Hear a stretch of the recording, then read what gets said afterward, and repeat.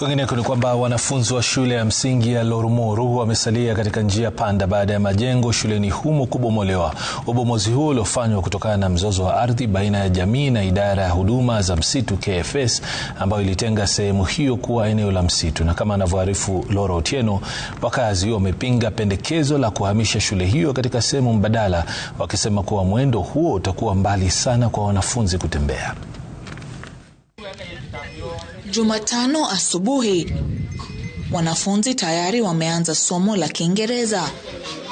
Ukosefu wa dawati katika shule ya msingi ya Lorumuru, kaunti ya Baringo, ikiwa ni kionjo tu cha mikuki unaowadunga wanafunzi hawa wachanga. Idadi ya wanafunzi saa hii ni wako 60. Enrollment kwa kata ya leo ni 60.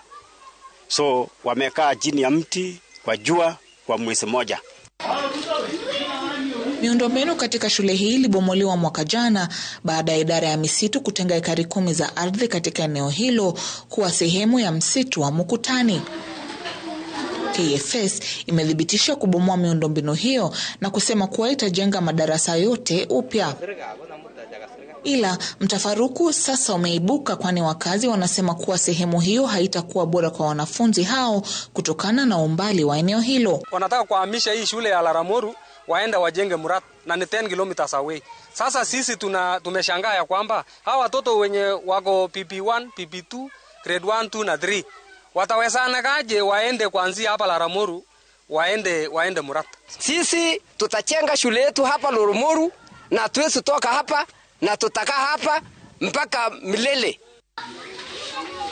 Msimamizi wa misitu kaunti ya Baringo aidha alisema kuwa aliwasiliana na mratibu wa elimu kaunti hiyo kuhusu sehemu mbadala ambapo shule ya msingi ya Lorumuru itajengwa.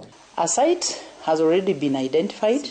KFS is ready to construct the same buildings that were pulled out of the forest, out of the gazetted forest.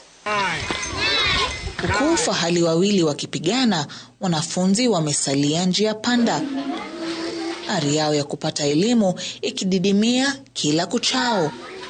Laura Otieno, runinga ya Citizen.